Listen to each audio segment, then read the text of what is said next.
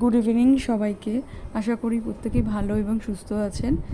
Welcome to বিন্দাস রিকু।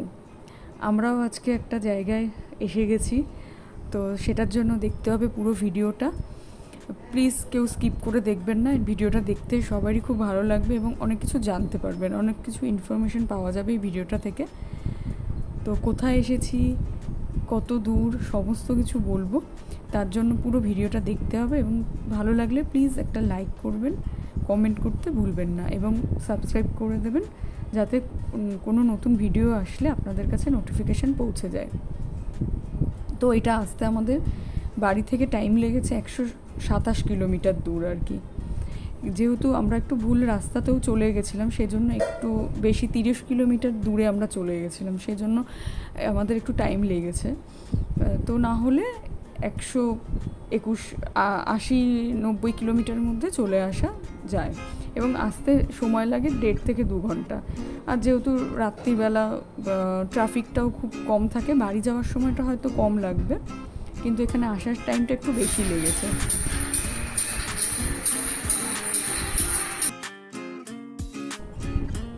খুব সুন্দর জায়গা, অসাধারণ আর কি বলবো। মানে আমি নিজে গেছি, আমার সত্যিই খুব ভালো লেগেছে। আশা করি আপনাদেরও ভালো লাগবে।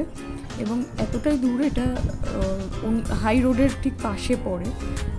নামটা হচ্ছে দি রাস্তা ক্যাফে। তো এখানকার খাওয়া দাওয়া সমস্তটাই খুব ভালো লাগবে। আমাদের তো ভীষণই ভালো লেগেছে, কারণ এতটা দূর জার্নি করে এসেছি। যদিও আমরা বাইকে এসেছি, এখানে গাড়িতেও আসা যায়, কেন এখানে যেহেতু হাই রোডের পাশে, এখান দিয়ে দূরে কোথাও গেলে এখানে সবাই ভিজিট করে তারপরে যায়। তো আমাদের জানা ছিল না যে আমাদের রাস্তা পার হয়ে যেতে হবে। তো যাই হোক, আমরা ভুল রাস্তায় চলে যাই। তো সেই গল্পে পরে আসছি। তো আগে চলুন গিয়ে বসি। এখানে অনেক বসার জায়গা আছে, বাইরে এবং ভিতরে। পুরো চারিদিক খোলা খোলা বাতাস, হাওয়ার, আকাশের নিচে আর কি বসতে হবে। খুব ভালো লাগবে। অনেকেই এসেছে, খুবই সুন্দর একটা জায়গা। তো এসেই মিঠুন আগে ওয়াশরুম গেল, আমিও যাব একটু পরে। ততক্ষণ আমরা চারপাশের দিকটা একটু ঘুরে দেখি। অন্ধকার তো, আর এখানে বেশ এরকম লাইট জ্বলছে, মিউজিক বাজছে, ভীষণ ভালো লাগছে। একটা অন্যরকম পরিবেশ। অনেক দিন ধরেই আমরা ভাবছিলাম যে আমরা যাব, তো হয়ে উঠছিল না। তো হঠাৎ আমরা ডিসিশন নিলাম আমাদেরকে যেতে হবে। মিঠুন বললো চলো তাহলে ঘুরে আসি। আমিও রাজি হয়ে গেলাম। আর ঘুরতে কে না ভালোবাসে বলুন? আমি তো ভীষণই ভালোবাসি, আর মিঠুনও ভালোবাসে। আমরা খেতে ঘুরতে ভীষণ ভালোবাসি। যেমন ফুডি তেমন হচ্ছে ঘোরার পাগল আমরা। যেখানে যখন মন চায় আমরা বেরিয়ে পড়ি দুজনে। আর কি চাই এর থেকে? আর ভালো জিনিস কি হতে পারে? ঘুরলে মনও ভালো লাগে। তো চলুন একটু ঘুরে দেখি এদিক ওদিক।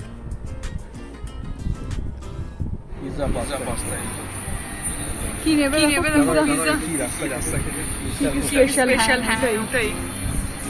আগে গুগলে সার্চ করে নাও, তারপরে।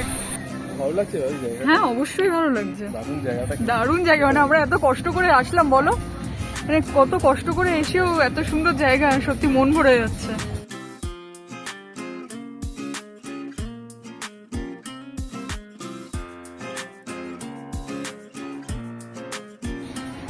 এখন আমরা বসে আছি, অর্ডার দেওয়া হয়ে গেছে। তো একটা মাঝখানে একটা গন্ডগোল হয়েছে, মানে বিশাল বড়। আজকের দিনটা মনে থাকবে, আমাদের স্মরণীয় হয়ে থাকবে খাতায়। তো আপনাদের সাথে শেয়ার করতে তো আমাদের অসুবিধা নেই যদিও। তো কি হয়েছে, আমরা রাস্তা থেকে আসবো ঠিক করলাম, তা হঠাৎ করেই বললাম যে না, চলে যাব কেংরি থেকে অনেকটা দূরে এখানে। তো যাই হোক আসলাম। এবার এসে হাই রোড ধরে আমরা সোজা 27 কিলোমিটার দূরে চলে গেছি।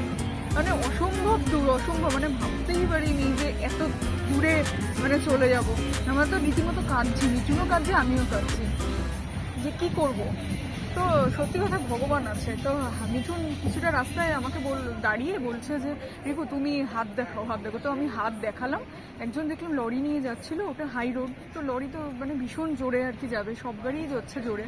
তো সত্যি উনি দাঁড়িয়ে গেল, মানে ভগবানের মতো কাজ করলো। ওনাকে দিয়ে জিজ্ঞাসা করলো মিঠুন গাড়ি দাঁড় করিয়ে রেখে, আমি গাড়ি দেখছি আর ও গেছে। ও তখন আর মাথায় কাজ করছে না।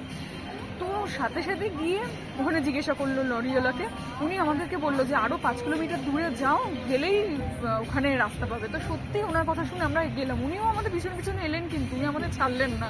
মানে ভগবান বলে না দুধ পাঠায়, সত্যিই ওনাকে ভগবান দুধ পাঠিয়েছিল, মানে সেই হিসেবে আসলেন। তারপরে একটা জায়গায় দোকান পড়লো, দেখে শান্তি হলো, তখন উনি আমাদের পিছনে পিছনে এসে আমাদেরকে হাত দেখালেন এবং বললেন যে এই নিচে দিয়ে রাস্তা আছে, গেলেই ওই অপোজিট সাইডে যেতে পারবে।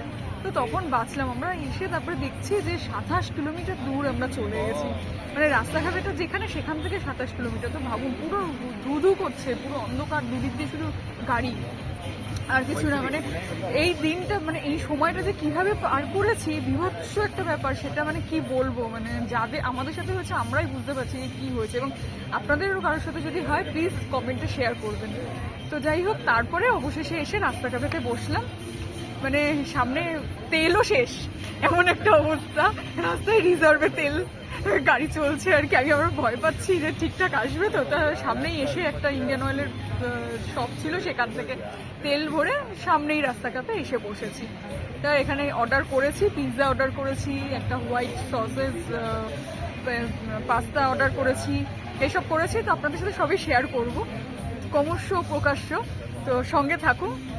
তো আবার ফিরে আসছি খাবার দাবার নিয়ে। এসে গেছে চিকেন পিৎজা। স্যার শুরু করবেন আপনি না আমি করব? এটা তো ক্যাফরিল চিকেন টিক্কা। আচ্ছা, ক্যাফরিল চিকেন টিক্কা। এসে গেছে এই যে হোয়াইট সস পাস্তা।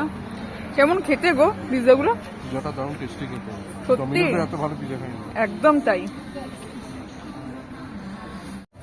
সত্যি এত সুন্দর খেতে। ডমিনোজও সত্যি ভালো পাওয়া যায় না।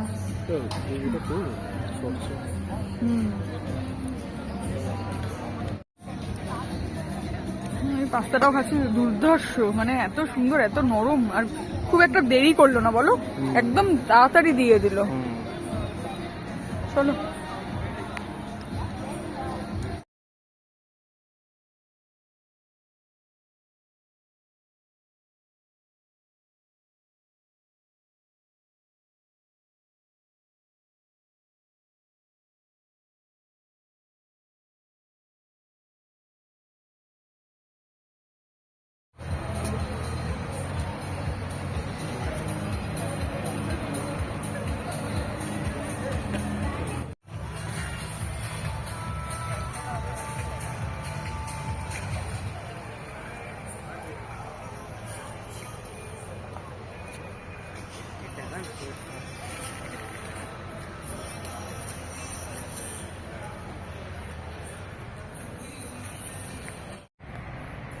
ওই দেখুন চাঁদের আলোটা দেখা যাচ্ছে গাছের ফাঁক দিয়ে। ভিতরে অ্যাম্বিয়েন্সটা খুব সুন্দর, হাওয়া দিচ্ছে। আমাদের খাওয়া দাওয়া হয়ে গেছে, একটু ফটো তুললাম, সবটাই আপনাদের সাথে শেয়ার তো করবই। তো আজকে এক্সপিরিয়েন্স ভীষণ ভালো।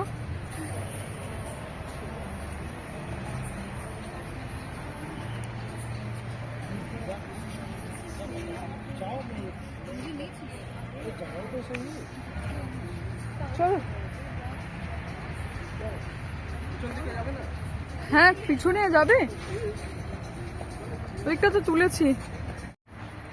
দেখুন কি সুন্দর খেলা হচ্ছে, ভিতরে খেলার জায়গাও আছে, ক্রিকেট খেলছে মেয়েরা ছেলেরা। এখানে গাড়ি রাখার জায়গাও আছে। ভোর 4টে অবধি খোলা। এখানে সিগারেট সমস্ত কিছু খাওয়া যায়, তবে হুক্কা যেটা, সেটা কোনো তামাক জাতীয় কিছু না, ওটা ফ্লেভার আছে, চকলেটের আছে, আরও নানা রকম জুসের আছে, নানা রকম কিছু। তো আমাদের গাড়ি ওইখানে রাখা আছে। তো চলুন তাহলে আজকে ব্লগ এখানেই শেষ করলাম। অনেক গাড়ি আসছে এখন। Good night. এখন বাজে ঠিক 11:30। তো বাড়ি যেতে আমাদের এখন 1.5 ঘন্টা মতো কি 2 ঘন্টা টাইম লাগবে। আসতে 2.5-3 ঘন্টা লেগে গেছে, কারণ যেহেতু আমরা ভুল রাস্তায় গেছিলাম বলে। তো চলুন তাহলে আজকের ব্লগ এখানেই শেষ করলাম।